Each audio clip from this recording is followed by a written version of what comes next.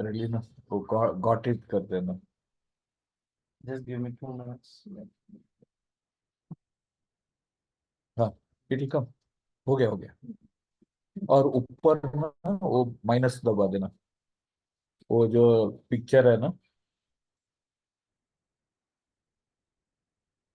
हाँ, उसको ऊपर लेके उसको माइनस दबा देना, वो निकल जाएगा। हाँ, बस बस बस। Oh, I love to make you post. Oh, okay. Then it is. You are not connected to no, no?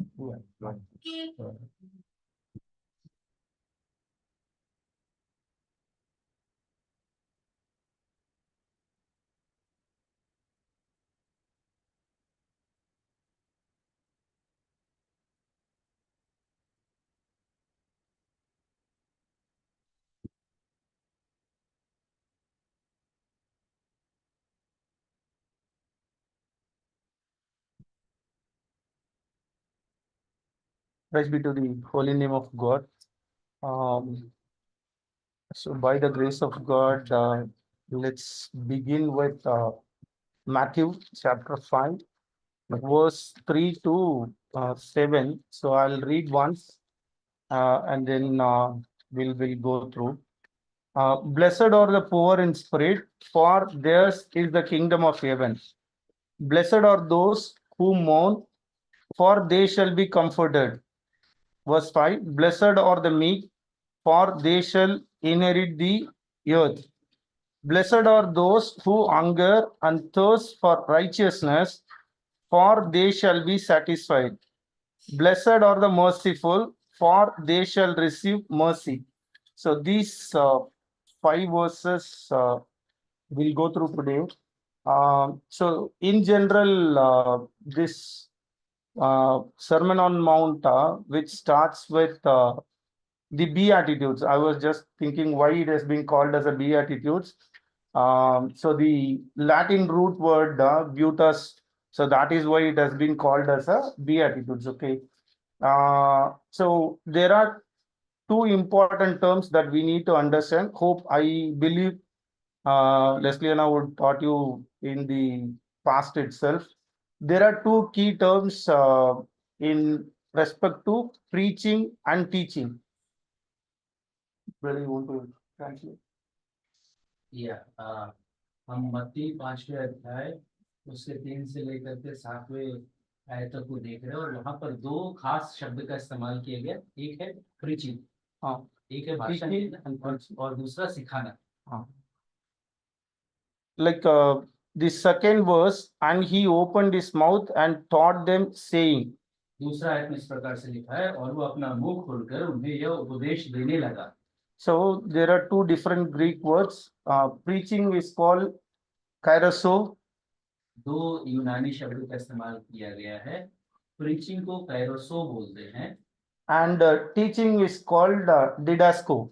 और सिखाने को डिडास्को कहते हैं।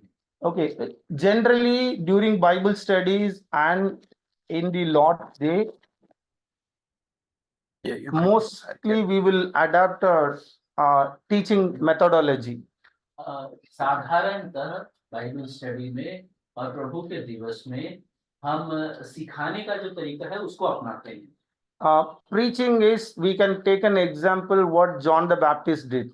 प्रचार करना उदाहरण के लिए यूहन्ना बपतिस्मा देने वाले का। Like for a very important person, VIPs, a convoy going in the front and preparing for the coming of that VIP, and telling everybody that VIP is coming.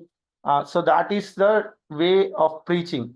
और प्रचार का जो तरीका है समझने के लिए, यदि कोई वीआईपी जा रहा है तो उसके लिए कैसे उसकी गाड़ी के आगे 2-3 गाड़ियां चलती है और उसके लिए रास्ता साफ करके आगे बढ़ती है, उसी को उससे हम समझ सकते हैं प्रचार कैसा है। For the new hearers, when we preach the gospel about Christ, okay, so that is considered to be preaching.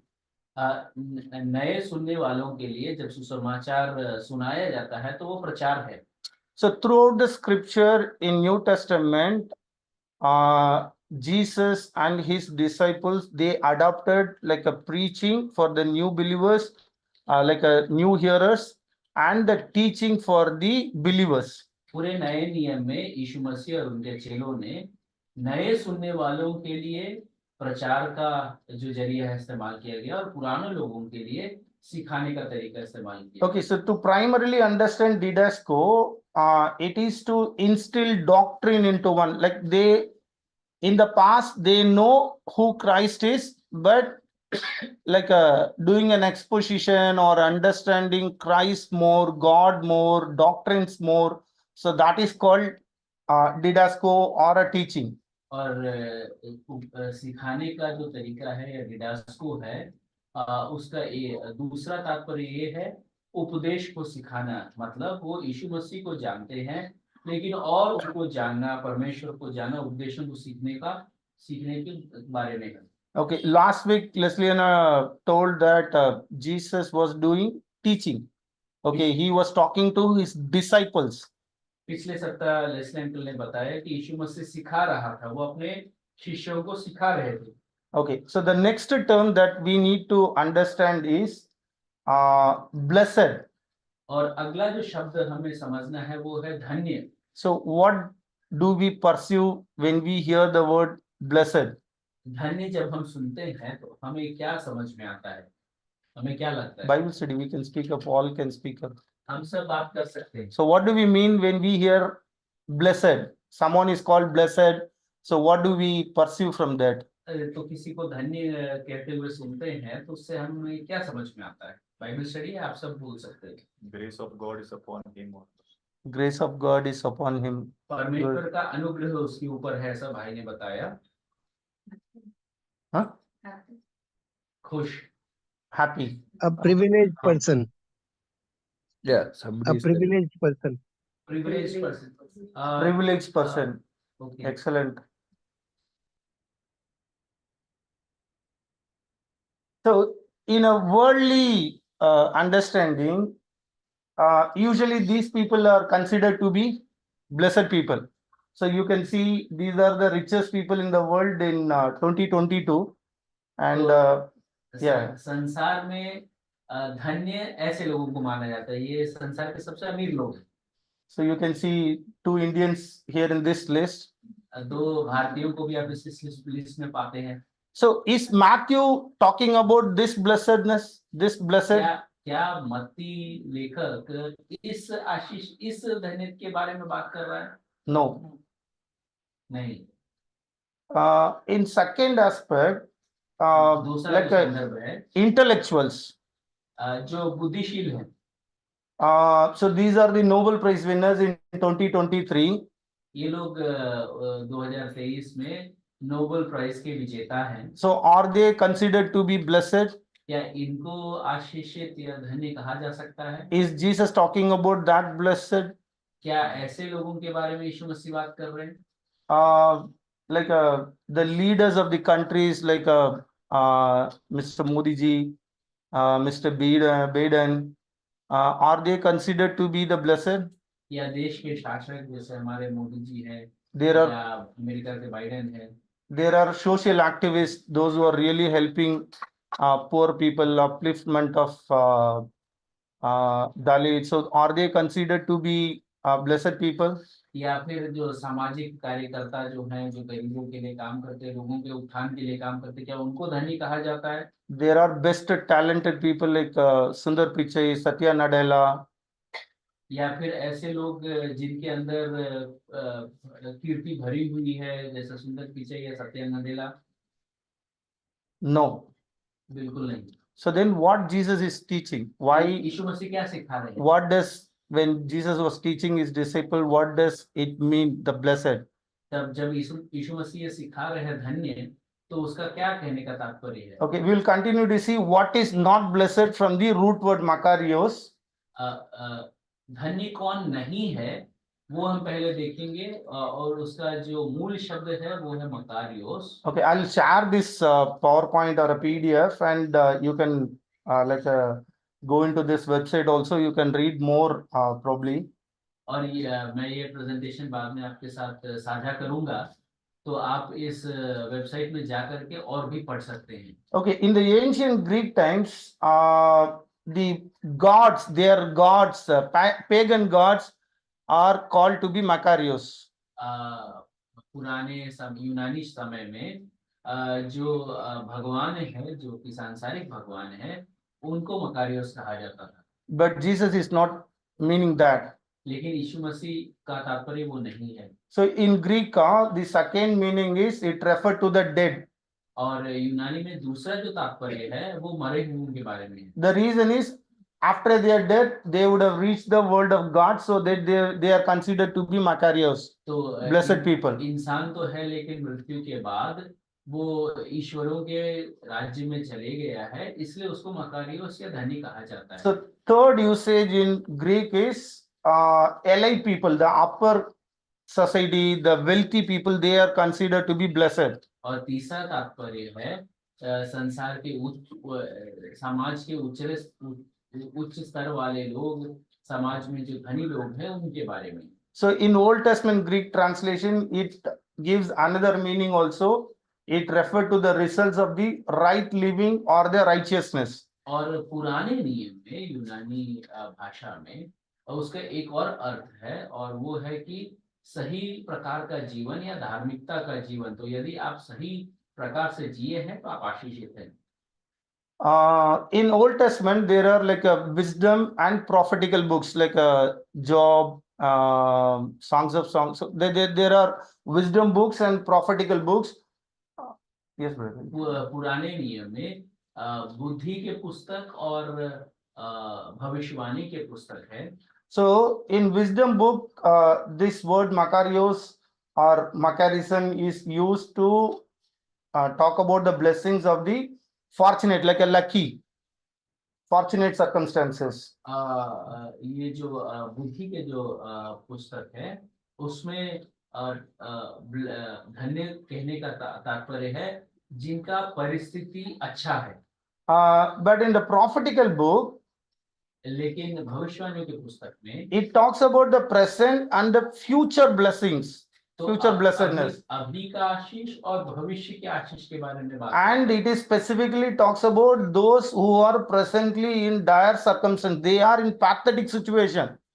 और खास करके उनके बारे में बताता है जो अभी बहुत कठिन परिस्थिति में है। But when the kingdom of God comes, they will be having that joy. लेकिन जब परमेश्वर का राज्य आएगा तो वो खुश रहेंगे। So we will read Matthew 30:18. मत्ती 30 का 18 हम पढ़ेंगे। Sorry, Isaiah. Sorry. यशायाह 30 का 18। Linson, you come this side with the mic.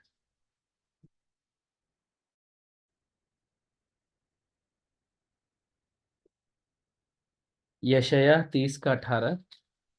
Therefore the Lord waits to be gracious to you, and therefore he exalts himself to show mercy to you. For the Lord is a God of justice. Blessed are all those who wait for him. तो अभी यहोवा इसलिए विलंब करता है कि तुम पर अनुग्रह करे, और इसलिए ऊंचा उठेगा कि तुम पर दया करे, क्योंकि यहोवा न्यायी परमेश्वर है। क्या ही धन्य है वे जो उस पर आशा लगाए रहते हैं। So the other two verse also it talks about in the similar way, which is waiting for the kingdom of God as a blessed. और जो दूसरे जो दो आयते हैं वो भी उसी प्रकार से बताते हैं जो परमेश्वर के राज्य के का इंतजार में है और वहां वो आशीषित होंगे। So in the synoptic gospels, which is Mark, Matthew, Mark, Luke, we see plenty of the usage of the blessed word. मत्ती, मरकुस, लूक में हम धन्य जो शब्द है बहुत बार इस्तेमाल किया गया ऐसा पाते हैं। So other than that, it has been used in the book of Revelation. प्रकाशित वाक्य में भी ये शब्द का इस्तेमाल किया गया है। So the term that is coined, or the term that Jesus was using, the intent we will go through now. क्यों इसका इस्तेमाल यीशु मसीह ने किया है वो हम देखेंगे। It is not a practical advice for a successful living. इस संसार में सफलता के साथ जीने का राय नहीं है वो, but those are prophetic declaration which is coming and already present as a part of the kingdom of God. पर ये भविष्यवाणियां है जो है और आने वाले परमेश्वर के राज्य के बारे में है। So these are not a subjective feeling. तो ये मुझे क्या ठीक लगता है वो नहीं है। So few translations use a word happy, कुछ अनुवाद में खुश इस्तेमाल किया गया है। but in a dictionary, if you read happy, I'll just read one of the dictionary translation that I copied. Just give me a minute. Dictionary यदि आप पढ़ेंगे तो उसमें ऐसा लिखा है, Just give. Having feeling of pleasure, for example, because something good has happened to you, or you are very satisfied with your life.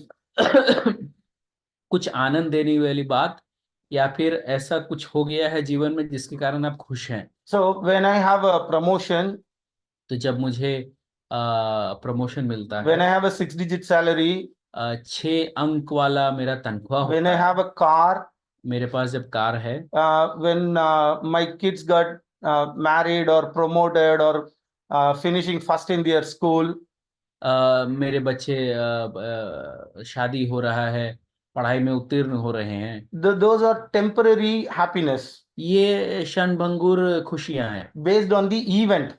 वो जो घटना हुआ उस पर आधारित है। But here Jesus was using to talk about blessed state, which is an objective reality as the result of a divine act, so which is given by God.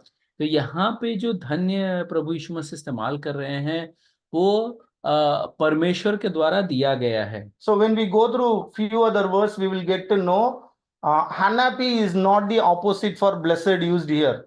तो यहाँ पे जो धन्य जो इस्तेमाल किया गया है वो ना खुश उसका उल्टा शब्द या पर्यायवाची शब्द नहीं है। So we all know Matthew 25 in the glorious judgment.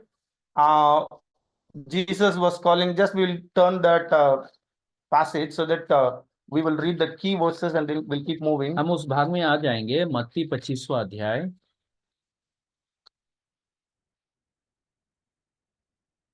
34. 34वां आयत। Then the king will say to those on his right, come you who are blessed by my father. तब राजा अपनी दाहिनी ओर वालों से कहेगा, हे मेरे पिता के धन्य लोगों, आओ उस राज्य के अधिकारी हो जाओ। And verse 41, और 41वां आयत। then he will say to those on his left, तब वह बाई ओर वालों से कहेगा, depart from me, हे श्रापित लोगों, you cursed. हे श्रापित लोगों, मेरे सामने से उस अनंत आग में चले जाओ। So Jesus is not employing a word happy and unhappy. Instead, he is employing a word blessed and cursed. यहाँ पे खुश और नाखुश शब्द का इस्तेमाल नहीं किया गया है, लेकिन आशीषित और श्रापित शब्द इस्तेमाल किया गया है। If you read Luke 6, यदि आप लूका 6 अध्याय you पढ़ेंगे can go back to home and then read. There also it is used a word woe. और वहां पे हाय WOE, woe to you. Like, वो वहां पर हाय शब्द का इस्तेमाल किया गया है। one thing, this indicative mood, we have to take it seriously. So we have to examine ourselves. Are we exhibiting these attitudes? तो ये हमें अपने जीवन को टटोल करके देखना है कि ये जो गुण है हमारे जीवन से प्रदर्शित हो रहा है क्या। Since it is a divine act, it doesn't mean that we need to be in passive state. तो क्योंकि ये स्वर्गीय है तो इसका मतलब ये नहीं कि हम इसको पैसिव स्टेट, not acting, हम उसको गंभीरता से ना not लें, exhibiting, or उसको प्रदर्शित ना करें, ऐसा ना हो। but since we have been saved and we have been assured, we have been blessed, so that will make us to act. तो क्योंकि हम छुड़ाए गए हैं, बचाए गए हैं, तो ये हमें कार्यान्वित करेगा। And these beatitudes beatitudes are not spoken to the. ये सांसारिक लोगों के लिए नहीं है, या वे जो परमेश्वर के राज्य से बाहर है उनके लिए नहीं है। So if you have to understand the sequence of Matthew chapter 1 talks about genealogy. यदि आपको उसका क्रम समझना है तो मत्ती जो पहला अध्याय है वो जीनियोलॉजी बताता है, मतलब कौन किससे उत्पन्न हुआ ऐसा बताता है। Matthew 2 talks about the birth of a king.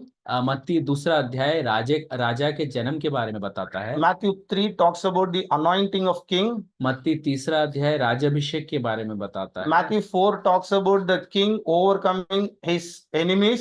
और मत्ती चौथा अध्याय राजा अपने शत्रुओं पर विजय पाता है ऐसा बताता है। So 5 to 7, the king of the kingdom, he is establishing what is the values of his kingdom. और 5 से 7 तक वो राजा अपने राज्य की जो प्राथमिकताएं हैं या गुण है उसको बता रहा है। Okay, so these things you can go and just read. And one more thing that we have to notice is, एक और चीज जो हमें ध्यान देना है यहाँ पर, our God is also called as Macarius God. और हमारा जो परमेश्वर है उसको भी धन्य परमेश्वर कहा गया Let है। us read two passages, 1 Timothy 1:11 हम 2 भाग पढ़ेंगे, पहला तिमोथी 1:11 and 1 Timothy 6:15. और पहला Timothy 6:15। Probably I prefer to read this verse in Tamil. मैं तमिल में इसको पढ़ना पसंद करूंगा। Can you read 1:11? 1:11। நித்யானந்த தேவனுடைய மகிமையான Enough. So this blessed has been translated in Tamil as Nitya Ananda, which means eternal joy, eternal happiness.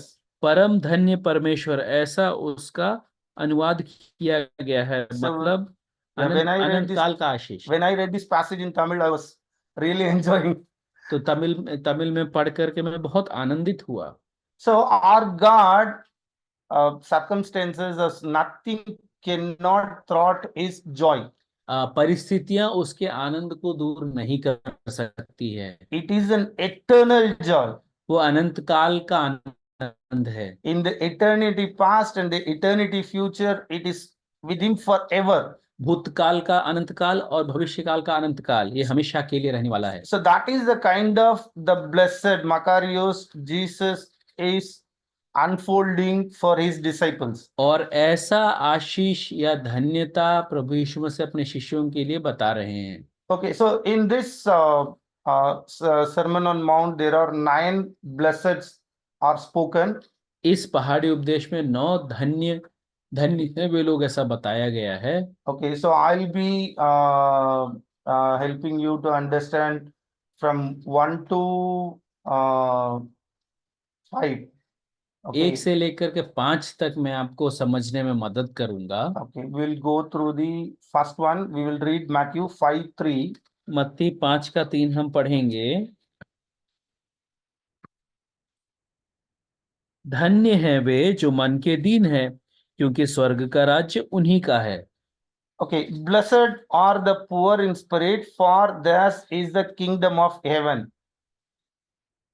Here it is not talking about the poor like a physical or a wealth in that perspective. यहाँ पे ये गरीब या जो जिसके पास पैसे नहीं है वो संदर्भ नहीं है यहाँ पर। On other side, we need to understand when the poor is spoken here, it is reduced to the beggar level, beggary level.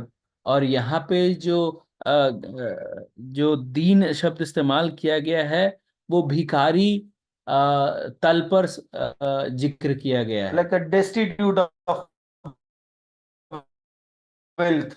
जिसके पास हो। It is not talking about like I have a trouble in my office because in my office like a operating system behaviors itself, the first behavior itself take pride in what ever you do. You need to think that if I can't do, who can? So that was really disturbing for me. So it is not talking about that one. Okay, so that we need to understand. I did not understand. Okay, no, Okay, so here it is talking about poor in the spirit. आत्मा में दीन, उसके बारे में बात कर रहा है। Okay, so which is quite opposite to the self-reliance, अपने आप पर आश्रित रहने का उल्टा है। which quite opposite to self-confident. अपने आप में जो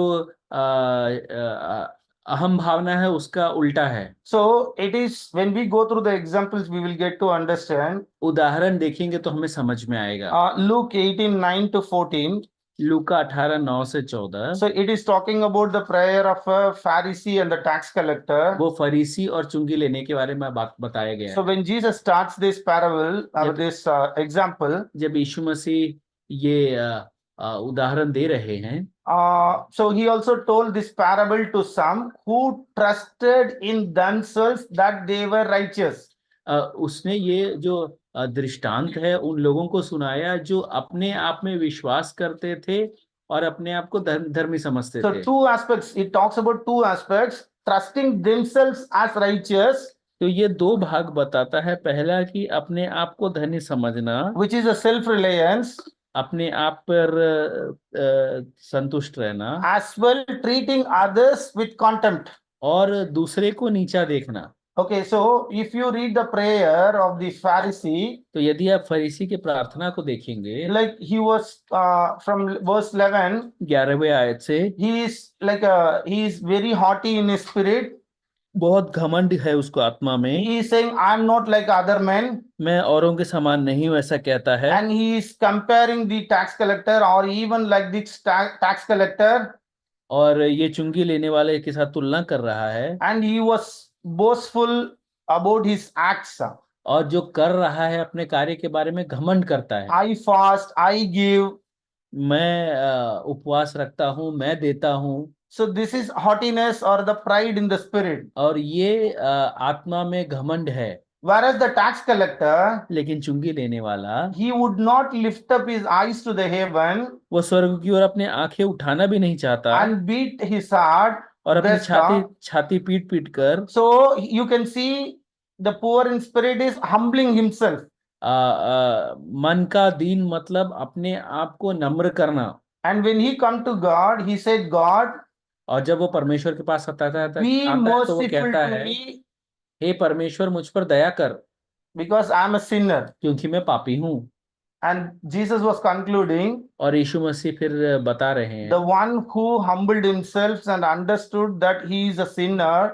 अपने आप को जिसने नम्र किया और ये समझ गया कि वो पापी So है, this man went down to his house as justified. तो ये मनुष्य अपने घर धर्मी बनकर वापस गया। So the one who humbles himself will be exalted. तो जो अपने आप को नम्र करेगा वो उठाया जाएगा। So we need to have, like, we need to examine ourselves. Do we really exhibiting the blessedness which was given to us? Are we poor in spirit? तो हमें अपने जीवन को देखना है कि क्या हम मन के दीन हैं। So the other example, दूसरा उदाहरण, Luke 7:35 to 50 we can read. लूका 7 और उसका 35 से 50। So Jesus has been called to dine with a Pharisee.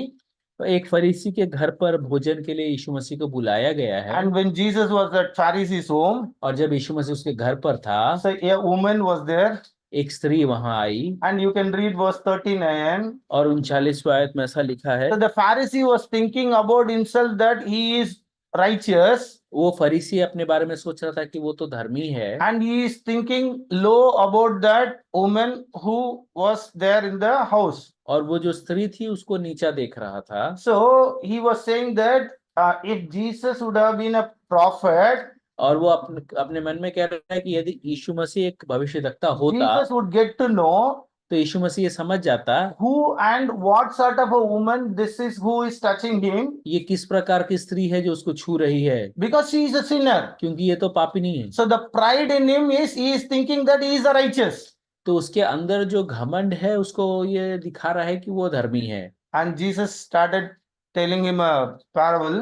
और फिर यीशु मसीह एक दृष्टांत उसे बताते So हैं। he is talking about two debtors. दो कर्जदार के बारे में बताते हैं। Okay, sorry. He was talking, two debtors. दो कर्जदार, Both were not able to pay. दोनों कर्ज चुका नहीं पा रहे थे। Both are unworthy and they cannot be a self-reliant to pay back their debt. दोनों अयोग्य थे और दोनों में ये गुण नहीं था कि वो अपने कर्ज को वापस दे पाते। Okay, and from 44 to 46, Jesus was emphasizing the significant difference between the way that Pharisee thought and the way that the woman, the sinner woman, exhibited. 44 से 46 तक यीशु मसीह वो फर्क दिखा रहे थे कि क्या फरीसी सोच रहा था और क्या वो स्त्री कर रही थी। So Jesus was concluding in verse 47. 47वें आयत में यीशु मसीह इस प्रकार से बोल Therefore, रहे I हैं, tell you, इसलिए मैं तुझसे कहता हूँ her sins, इसके पाप which are many, जो बहुत थे are forgiven, क्षमा हुए, for she loved much. क्योंकि इसने बहुत प्रेम किया। But he who is forgiven little पर जो थोड़ा क्षमा हुआ है loves little. वह थोड़ा प्रेम करता So है। Jesus was making him to understand both were unworthy, both could not pay their debts. यीशु मसीह समझाने की कोशिश कर रहे थे दोनों अयोग्य थे, दोनों अपने कर्ज को नहीं चुका पा रहे थे। But when you come to God, लेकिन जब आप ईश्वर के पास when you आते come हैं, to Jesus, जब आप यीशु मसीह के are पास we आते हैं, coming with our self-righteousness? क्या हम अपने धार्मिकता के साथ आते हैं?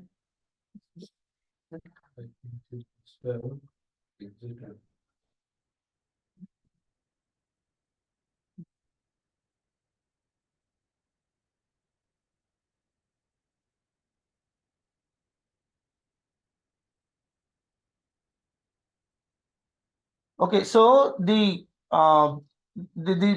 poor in spirit means when we come to God, we need to understand that we are unworthy.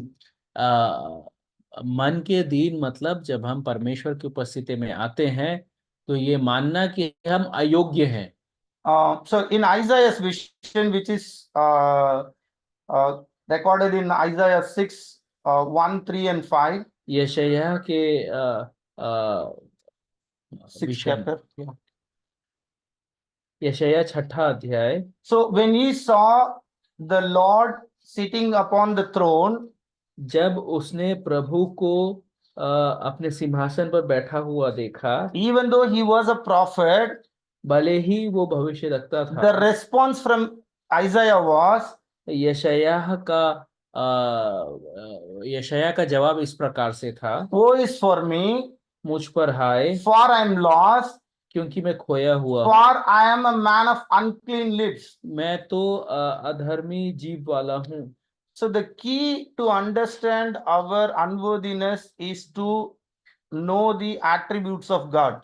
तो हमारी अयोग्यता को समझने के लिए हमें प्रभु के जो गुण हैं वो समझना पड़ेगा। If we know who God is, और फिर यदि हम ये समझ जाए कि परमेश्वर we कौन will है, understand that how much unworthy we are. तो हम समझ पाएंगे कि हम कितने अयोग्य हैं। So the other example, दूसरा उदाहरण, like Jesus in Peter's boat, यीशु मसीह पतरस के नाव में है। after Jesus completed his teaching, जब यीशु मसीह अपने शिक्षा को समाप्त कर लिया, after Peter saw how Jesus is sovereign in controlling of the sea also, जब पतरस ने ये देख लिया कि यीशु मसीह का प्रभुत्व समुद्र के ऊपर भी है, he was claiming he is unworthy. वो अपने आप को अयोग्य कह रहा है, Depart from me, मुझसे दूर चले जा, for I am a sinful man. क्योंकि मैं पापी हूँ। So in Gideon's prayer we can see, गिदियन के प्रार्थना में हम देख सकते हैं। I'll share you this presentation. So Gideon was saying that let not your anger burn against me.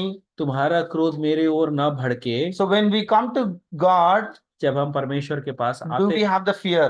क्या हमारे अंदर वो भय है? Okay, in Abraham's prayer, Abraham के प्रार्थना में when Lord revealed him that he is going to destroy Sodom Gomorrah, जब परमेश्वर ने ये बताया कि वो सोदोम और गोमोरा को बर्बाद करने वाले when he हैं, was praying to Lord, जब वो प्रभु से प्रार्थना करता है, Abraham was saying, अब्राहम कहता है, Lord, I who am हे प्रभु मैं जो हूँ but dust and ashes. मैं तो धूल और मिट्टी हूँ। So let not the Lord be angry. तो इसलिए प्रभु क्रोधित ना हो। So how Abraham was humbling himself before the Lord. कैसे अब्राहम अपने आप को परमेश्वर के सामने सामने नम्र कर रहा है। In David's prayer also, when God was blessing David, Dawood के प्रार्थना में जब परमेश्वर ने दाऊद को आशीषित किया, which is in 2 Samuel 7:18, दूसरा शमूएल 7:18 में, David was asking, who am I, God? Dawood ये पूछ रहा है कि हे प्रभु मैं कौन हूँ, What is my house? मेरा घराना क्या है। So the similar you can talk about when Daniel was talking to the Nebuchadnezzar. इसी प्रकार से दानियल जब He नबूकदनेस्सर is से not बातचीत कर boastful. रहा है तो वो घमंड नहीं कर रहा है। Similarly, in Genesis 41:16, when it talks about Joseph at Pharaoh's palace, उसी प्रकार से यूसुफ जो फिरौन के राजमहल में है, so Joseph was humbling himself. Yusuf अपने आप को नम्र कर रहा है। So, which means the poor in spirit. मतलब मन के दीन। So we have to have a humbleness. हमें हमारे अंदर नम्रता होनी चाहिए। That humbleness will come when we more enjoy the attributes of God. वो नम्रता तभी आएगा जब हम परमेश्वर के गुणों को समझते हैं। When we get to more about God, जब हम परमेश्वर के बारे में और अधिक जानेंगे, so we will understand our unworthiness. तो हम अपनी अयोग्यता को समझ जाएंगे। Okay, we'll go to second one. हम दूसरे में जाएंगे। It talks about blessed are those who mourn, धन्य है वे जो विलाप करते हैं, for they shall be comforted. क्योंकि वो शांति पाएंगे। Okay, so this word mourn, ये जो शब्द है शोक, Paul is using in a different word like a grief or a grief. पौलुस जो है उसको शोक के शब्द से इस्तेमाल करता है। In 2 Corinthians 7:8-11, दूसरा कोरिन्थियों 7:8 से 11 में, so Paul was talking to the church at Corinth. Corinth में जो कलीसिया है उससे प्रेरित पौलुस बात कर रहा है। He is talking about two mourning. दो प्रकार का विलाप के बारे में बात कर One रहा is है। worldly grief, एक जो संसार का विलाप है, one is godly grief. एक जो है परमेश्वर का शोक। Worldly grief produces death. सांसारिक शोक मृत्यु को पैदा करता But है, the godly grief लेकिन परमेश्वर का जो शोक है produces a repentance. वो मन फिराव लाता है। So when we understand our unworthiness and the worthiness of God, जब हम अपनी अयोग्यता और परमेश्वर की योग्यता को समझते हैं, when we get to know that we are not complying to the expectation of God, जब हम ये समझते हैं कि परमेश्वर का जो आग्रह है हम उसको पूरा नहीं कर पा रहे हैं, when we understand our sins, जब हम अपने पाप को समझ जाते हैं, we will mourn.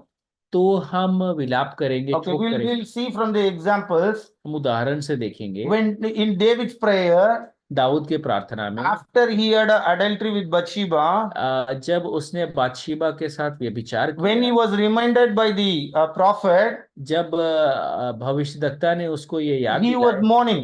तो वो रो रहा था, विलाप कर रहा था। When he understand that God, to understand that, we need to read Psalms 51. ये समझने के लिए हमको भजन 51 पढ़ना पड़ेगा। I'll just read only one verse from Psalms 51. 51वें अध्याय भजन संहिता 51 the से verse एक आयत 4, पढ़ूंगा मैं, चौथा आयत। Against you, मैंने केवल you only, तेरे ही विरुद्ध, have I sinned and done what is evil in your sight. तेरे विरुद्ध ही पाप किया और जो तेरी दृष्टि में बुरा है वही किया है। And he also knows, और वो भी जानता है when he mourns to God, जब वो विलाप कर रहा है परमेश्वर he से, is being comforted. तो वो शांति पा रहा He है, has that knowledge. उसको वो He was saying वो समझ that है। so that वो कह रहा है ताकि you may be तू justified in your words बोलने में धर्मी and blameless in your judgment. और न्याय करने में निष्कलंक ठहरे। So when we come to God, जब हम परमेश्वर के पास आते when we हैं, understand our unworthiness, जब हम अपनी अयोग्यता को समझते हैं and we feel that we have sinned against God, और हम समझते हैं कि हमने पाप किया है, when we come with mourning, और हम विलाप के साथ उसके पास आते we हैं, are being comforted by God. हम परमेश्वर से शांति पाते हैं। And the second example from David's life is और दाऊद के जीवन से दूसरा उदाहरण है 2 Samuel 24. दूसरा सामुएल उसका 24वां अध्याय। After he completed census, जब वो गिनती कर लेता है, when he has been reminded by the prophet, जब भविष्यद्वक्ता से याद he दिलाया is जाता है, mourning, वो he विलाप is करता है, grieving. वो रो रहा है। I'm in a great distress. which is the verse 14. 14:1-4. मैं बड़े संकट में हूँ, Let us fall into the hand of the Lord. हम यहोवा के हाथ में पड़े. So Jesus was talking about the blessed people is when they understand the worthiness and worthiness of God and unworthiness of them, and when they have been prompted or when they have been told about their sin, they will mourn, they will come to turn to God. यीशु मसीह उन लोगों को धन्य कह रहे हैं जो अपनी अयोग्यता को समझते हैं, परमेश्वर की योग्यता को समझते हैं, और जब उनको ये याद दिलाया जाता है कि उनके अंदर पाप है तो वो अपना मुख परमेश्वर की ओर मोड़ लेते हैं. 2 Chronicles 34, if you read, दूसरा इतिहास 34वां अध्याय यदि आप पढ़ेंगे, when Josiah heard the word of the law, जब जोसाया ने ये व्यवस्था के वचनों को सुना, because during his period the cleansing of the temple is going on, उसके शासन काल में मंदिर का साफ सफाई हो रहा the था, high priest Hilkiah found a scroll, और जो महायाजक था हिल्किय्याह, उसके पास उसको ये स्क्रॉल मिला, it was brought to Josiah. और वो जोसाया के पास लाया गया. When it was read, और जब वो पढ़ा गया, Josiah tore his clothes. जोसाया अपने वस्त्र को फाड़ He लेता है, humbled himself अपने आप को नम्र करता है, and he asked everyone to turn to Lord. और वो क्या सभी को बोलता है कि वो परमेश्वर की ओर मुड़ जाए. If you read that complete chapter, यदि आप उस पूरे अध्याय को पढ़ेंगे, after his mourning, उसके विलाप के बाद there was a comfortable word coming from God to him. परमेश्वर से शांति की बात उसके पास आई. The other situation that we need to mourn is, और जो परिस्थिति है जिसमें हमको विलाप करना है, Nehemiah was a good example. नहम्याह एक अच्छा उदाहरण. If you read Nehemiah 1:3-7, नहम्याह 1:3-7 यदि आप पढ़ेंगे, so when he knows that there is a trouble, the wall of Jerusalem is broken, people are in distress, जब वो ये समझता है कि समस्या आ गया है, लोग तकलीफ में हैं, दीवारें गिर गई है, verse 4 says, चौथा आयत कहता है, as soon as I heard these words, ये बातें सुनते ही I sat down, मैं बैठकर I wept, रोने लगा I mourned. और विलाप किया. So when we hear like missionaries are being tortured, churches are being tortured, so how do we react? जब हमें ये पता चलता है कि प्रभु के दास को सताव है, कलीसियाओं पर सताव है, तो हम किस प्रकार से रिएक्ट करते हैं. And as well, in that situation, Nehemiah was praying and confessing about the sins of the people. नहम्याह उस संदर्भ में प्रार्थना कर रहा है और लोगों के पापों को अंगीकार कर रहा है. Now, one observation that I had in this verse 4, चौथे आयत में मेरा एक विचार है, because king noticed that he was sad, राजा ने ये पाया कि वो दुखी है, and there is a conversation going between king and Nehemiah, और राजा और नहम्याह के बीच में एक वार्तालाप हो रहा है. and king was asking, what is your request? और राजा ने उससे पूछा कि तुम्हारा विनती क्या है. Before proceeding, the Holy Spirit has recorded a good statement. So I prayed to the God of heaven. और जवाब देने से पहले Just instantaneous prayer. नहम्याह ने तुरंत एक प्रार्थना स्वर्ग के परमेश्वर से किया. Before answering the king, what is the need? जरूरत क्या है कहने से पहले Nehemiah was looking at God. वो परमेश्वर की ओर ताका. So are we looking at God when we are realizing our sins or the distress that our believers are going on, the country is going on?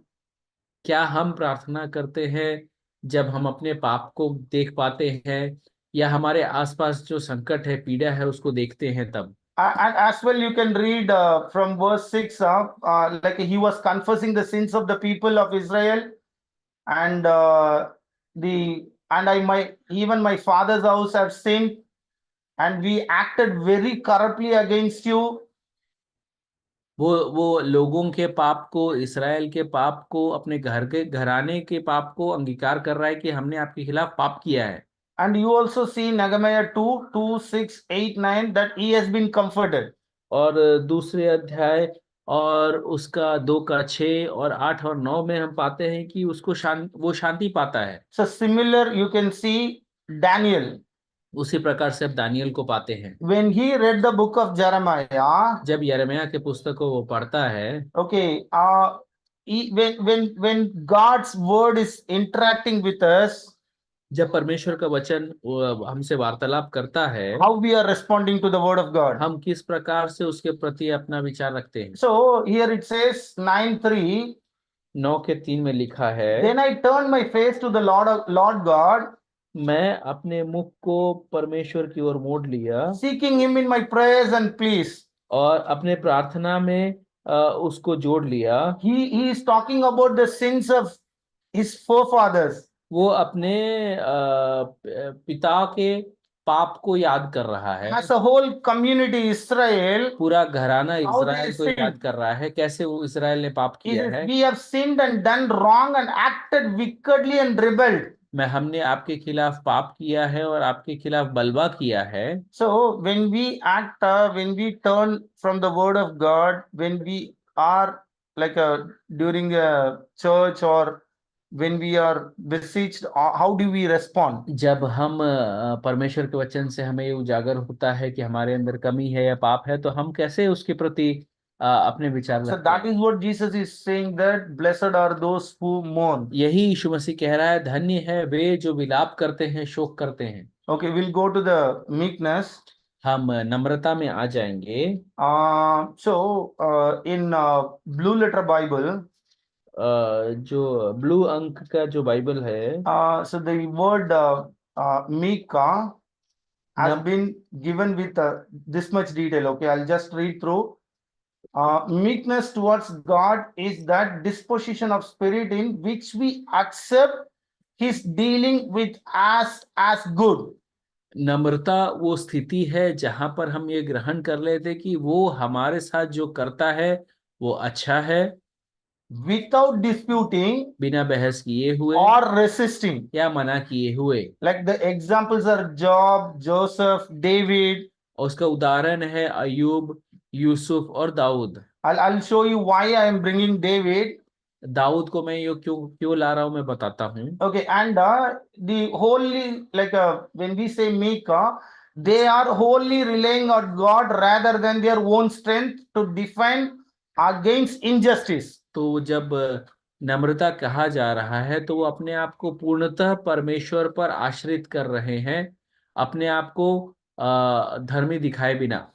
And knowing God is permitting it. और ये जानते हुए कि परमेश्वर ने इसका आज्ञा दिया है। One example, like when David was in the wilderness, एक उदाहरण है जब दाऊद मरुभूमि में था, the Benjaminite Shimei was throwing stones on him. और जब शिमई उस पर पत्थर फेंक रहा The था, confession of David was saying that God has permitted him to do it. तो दाऊद ये कबूल कर रहा है, कह रहा है कि परमेश्वर ने अनुमति दिया है शिमई को ये करने के लिए। So we need to understand that God is permitting the injuries they inflict and he is using that for our sanctification. और परमेश्वर ये सताव हमारे ऊपर अनुमति देता है ताकि हमारा शुद्धिकरण हो जाए। And it is not about gentleness or self-assertiveness. और ये Gentleness and meekness is an opposite of self-assertiveness or self-interest. अपने आप को आगे रखना या अपनी जो इच्छा है उसको प्रदर्शित करने का उल्टा है नम्रता। So this response is knowing who God is, what God is doing. ये इस बात का समझ है कि परमेश्वर कौन है और परमेश्वर क्या कर रहा है। Okay. So the reason why I brought David is, मैं दाऊद को इसलिए आगे लाया, if you read Psalms 37, यदि आप भजन 37 को पढ़ेंगे, there are 4 times David is talking about inheriting the earth. 4 बार दाऊद ये कहता है कि हम संसार को अपना लेंगे। The similar word Jesus used in disclosure has been used prophetically by David. और दाऊद से भी भविष्यवाणी में यही शब्द का इस्तेमाल किया गया है। 37:11. 37 का 11। But the meek shall inherit the land, परंतु नम्र लोग पृथ्वी के अधिकारी and होंगे delight themselves in abundant peace. और बड़ी शांति के कारण आनंद मनाएंगे। So when we say abundant peace, that is the blessedness. जब हम बड़ी शांति कहते हैं तो वो है धन्यता।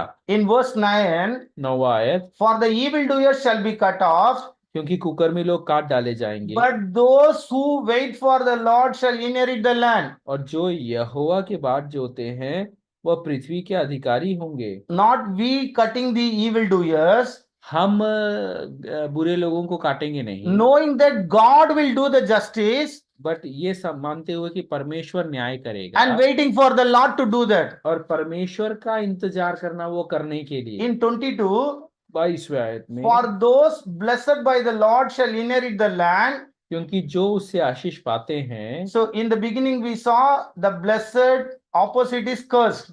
हमने शुरुआत में देखा कि धन्य का उल्टा है The श्रापित psalmist is using the same word. और भजनकार वही शब्द का But इस्तेमाल those कर रहे हैं। cursed by him shall be cut off.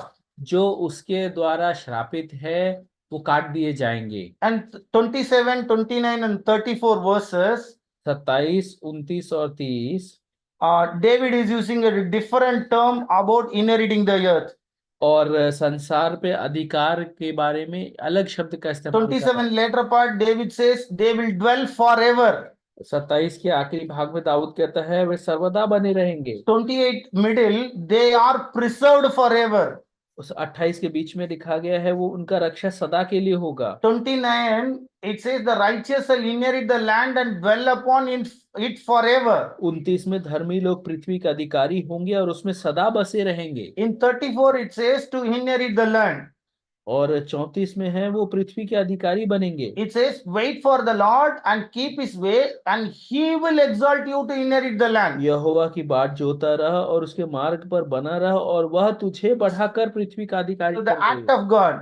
परमेश्वर का कार्य। The other verses, if we go through, और आयतों को यदि हम देखें, David was talking about, Dawood कहता है do not fret, do not get fret. Uh, Fret not yourself. Uh, Don't get irritated or don't get, हाँ, विचलित ना हो जाओ because of the evildoers. बुरे कार्य करने वालों के Be कारण, not envious of wrongdoers.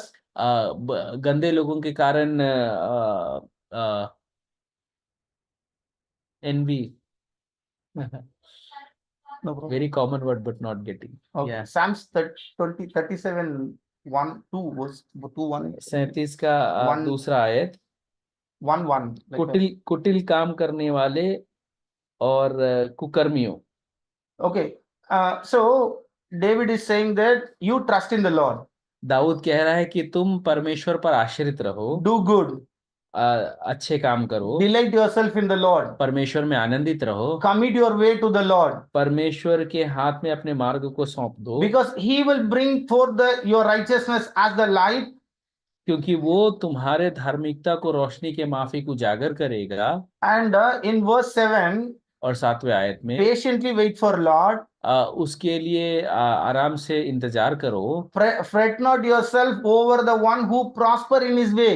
कुटिल काम करने वालों के लिए चिंतित मत हो। When the evil people, worldly people, when they prosper, don't get fret. सांसारिक लोग जब आगे बढ़ रहे हैं तो चिंता मत करो। Refrain from anger. क्रोध से दूर रहो। And verse 13, 13वां आयत, we need to know that the Lord laughs at the wicked. हमें ये जानना है कि प्रभु कुकर्मियों पर हंसता है। Why Lord is laughing? क्यों प्रभु हंसता है? Because he knows, क्योंकि वह देखता है he sees that his day is coming. कि उसका दिन आने वाला है। When I was reading Zephaniah, जब मैं जफन्या पढ़ रहा था, I think Sudha also mentioned that God is doing judgment on every day, every morning. Sudha sister ने भी बताया था कि परमेश्वर अपना न्याय रोज सुबह करता है। Those went to bed last night, they didn't wake up. जो रात को सोने गए वो सुबह का भोर नहीं देख पाए। God is putting period every day. हर दिन परमेश्वर न्याय कर रहा है। God is judging every day. हर दिन परमेश्वर न्याय करता है। If we are escaped, यदि हम बच जाते it हैं, is not because of our righteousness. हमारे धार्मिकता के कारण नहीं है, He was very gracious to us. वो बहुत दयावान था। Okay, so we need to understand like a meek being is waiting for the Lord. नम्रता का मतलब है परमेश्वर के लिए इंतजार करना। Okay, so I'll go to Numbers. So even in the Old Testament, Lord was giving a testimony about the meekness of Moses. पुराने नियम में मूसा के नम्रता के बारे में परमेश्वर बताते हैं। Numbers 12:3. गिनती 12:3। Now the man Moses was very meek, मनुष्य मूसा बहुत नम्र था। and you will know there are various instances where people were grumbling against Moses. ऐसे बहुत सारे परिस्थितियां थी जहां पे लोग मूसा के खिलाफ कुड़कुड़ाए थे। Even his own brother and sister, they are grumbling. उसके भाई और बहन भी कुड़कुड़ाए। The leaders that are appointed to lead the people, they are grumbling. जो नेता लोग वहां पर थे वो लोग भी कुड़कुड़ाए। But लेकिन Moses was waiting for the Lord. मूसा परमेश्वर का इंतजार कर रहा था। So that we need to understand. तो हमें ये समझना है। Okay, and going on to next verse, और अगले शब्द में आ जाएंगे 5:6. मत्ती 5:6। Blessed are those who hunger and thirst for righteousness, धन्य है वे for they shall be satisfied.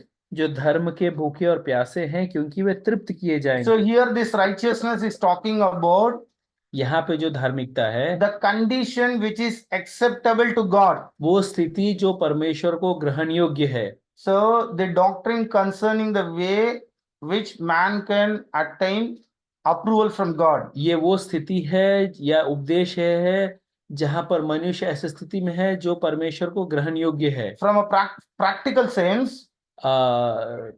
जीवन शैली में exhibiting integrity, virtue, purity of life, सच्चाई, गुणवत्ता, शुद्धता, पवित्रता, धार्मिकता, correctness of thinking, feeling and acting also. विचार से शुद्धि, सही, और कार्य में भी सही। So from Romans we understood. Romans 3. Romeo 3 से हम समझते हैं। So we are not justified by the works.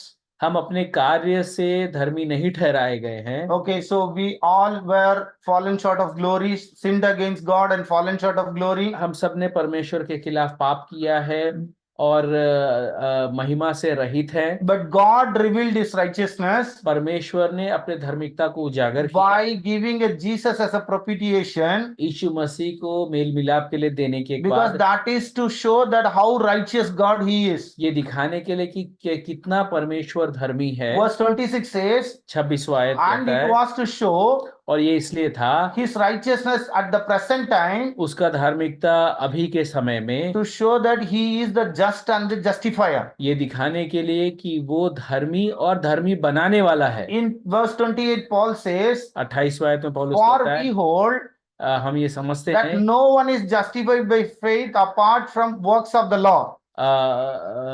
सिर्फ विश्वास ही से नहीं, सिर्फ कार्य से नहीं, पर विश्वास से ही धर्मी ठहराए गए हैं। So Jesus was saying there should be an hunger and there will be a hunger and thirst for those are called as disciples or the blessed people on the righteousness which is given by God. जो परमेश्वर के द्वारा जो धार्मिकता दिया गया है उसके लिए भूखे और प्यासे रहेंगे वे लोग जो धन्य हैं। In response, God is also satisfying them by sharing and giving his glory. और परमेश्वर उनको खुश रख रहा है अपना महिमा उनके साथ बांट करके। In 1 Corinthians 1:30 we know पहला कुरिन्थियों 1:30 में हम जानते हैं Jesus has become like a God made him to and because of him you are in Jesus Christ. Because of God we are in Jesus Christ. परंतु उसी की ओर से तुम मसीह यीशु में हो, And through God Jesus became our righteousness.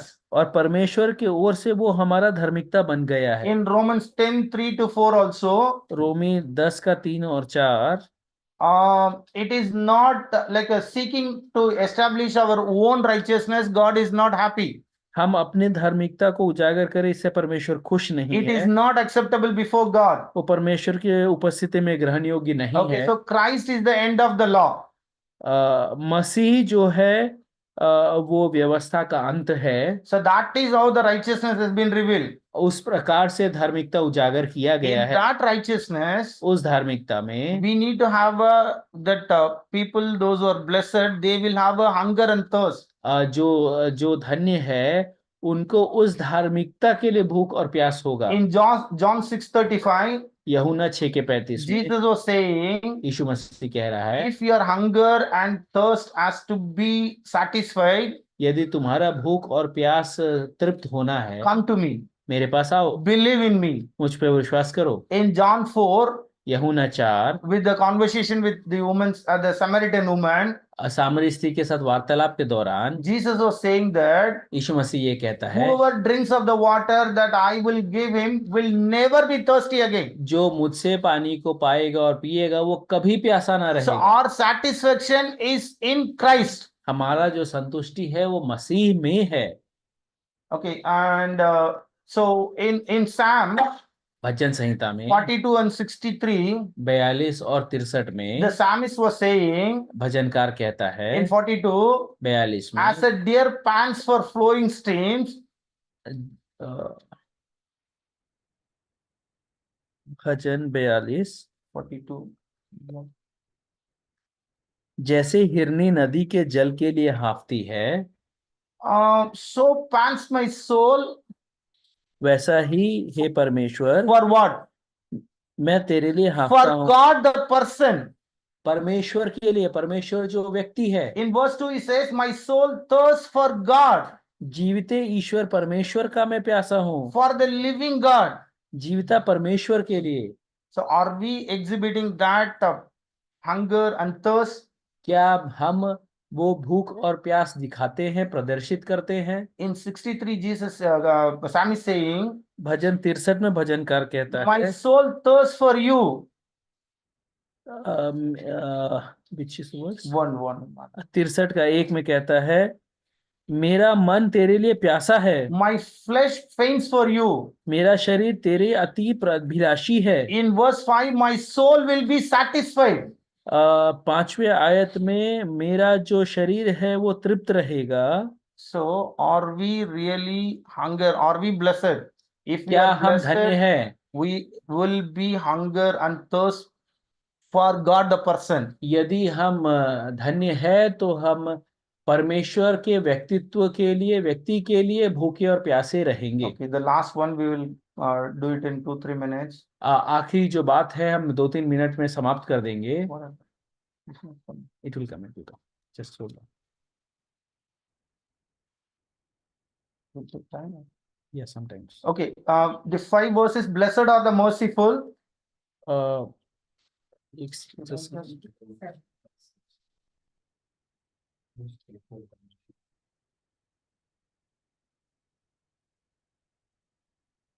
धन्य है वे जो दयावान है।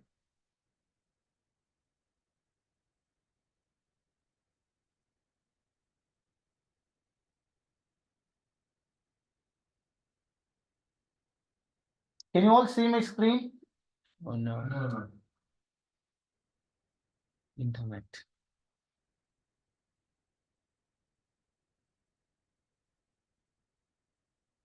Merciful, for they shall receive mercy. धन्य है वे जो दयावान है क्योंकि उन पर दया की जाएगी। Okay, so here the mercy, it talks about like this definition of Dan Roberts will help us to understand. When it says mercy is when God does not give us what we do deserve. Dan Robert ने ऐसा बताया है कि दया वो है, परमेश्वर हमें वो नहीं देता जिसके योग्य हम हैं। We deserve punishment, हमको दंड मिलना है, but God is not punishing us. परमेश्वर लेकिन हमें दंड नहीं दे रहा है। Okay, so that is what the mercy.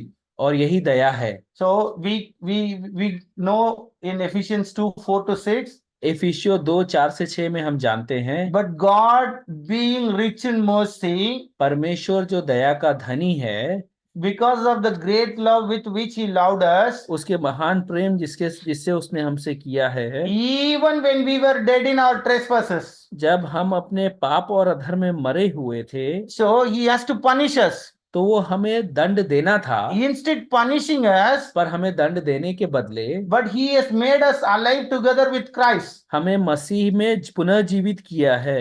2 Corinthians 1:3, दूसरा कुरिन्ती 1:3, one of the attribute it talks about God is the Father of mercies. एक जो परमेश्वर का गुण है वो है शांति का परमेश्वर। So to understand this, what does it mercy means? दया क्या है समझने के लिए, So there was a parable taught by Jesus in Matthew 18:21 to 23. मत्ती 18:21 से 23 में प्रभु ने एक दृष्टांत दिया। So Peter was asking Jesus, पतरस यीशु से पूछता है, how often should I forgive my brother?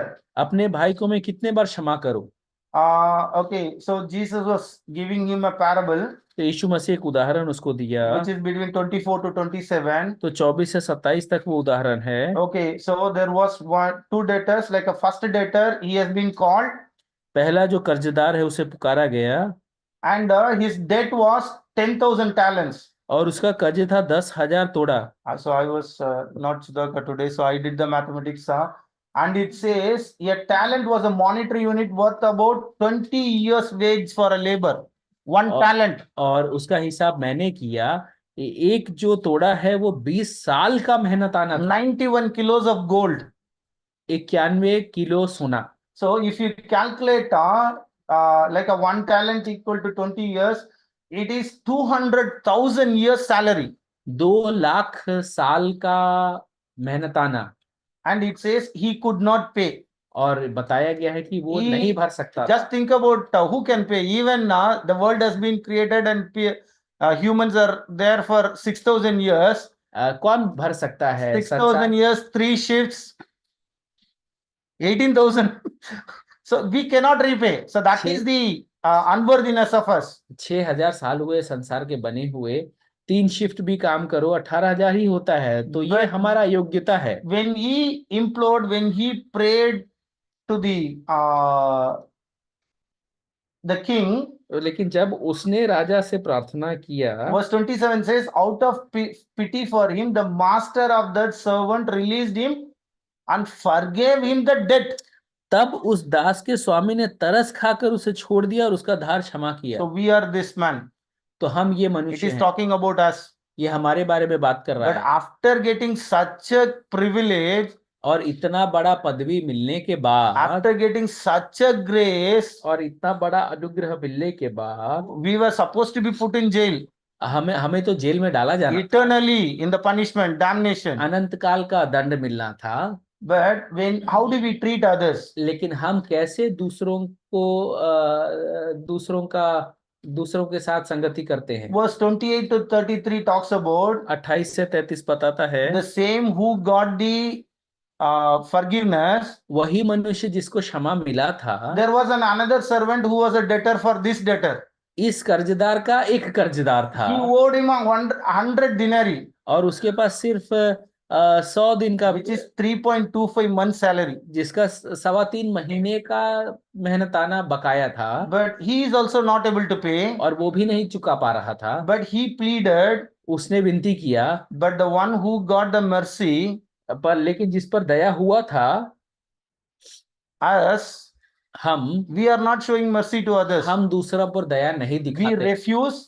हम मना करते हैं, Went and put him in prison. उसको पकड़ करके जेल में डाल So दिया। Jesus was concluding, तो यीशु मसीह बता रहे थे, you wicked servant, हे दुष्ट सेवक, I forgave you all the debt because you pleaded with me. क्योंकि तुमने विनती की और मैंने तेरा सारा कर्ज माफ कर दिया, Should not you have had a mercy तो क्या तुम्हें भी दया नहीं दिखाना चाहिए as I had a mercy on you? जैसा मैंने तुम पर दया दिखाया?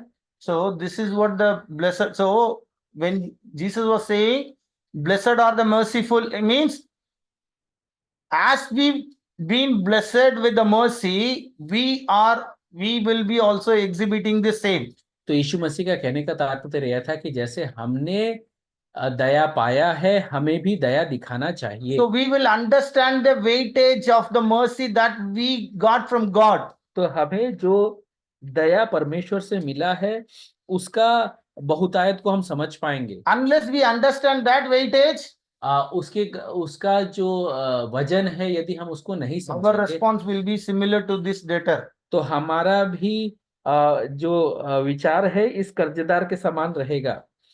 So this blessedness is talking about like understanding our unworthiness तो ये जो धन्यता है वो हमारा अयोग्यता को समझना, and mourning to God, विलाप करना, and then like having a hunger and thirst for His righteousness, परमेश्वर के धार्मिकता के लिए भूख और प्यास, waiting for the Lord, परमेश्वर के लिए इंतजार करना and be merciful.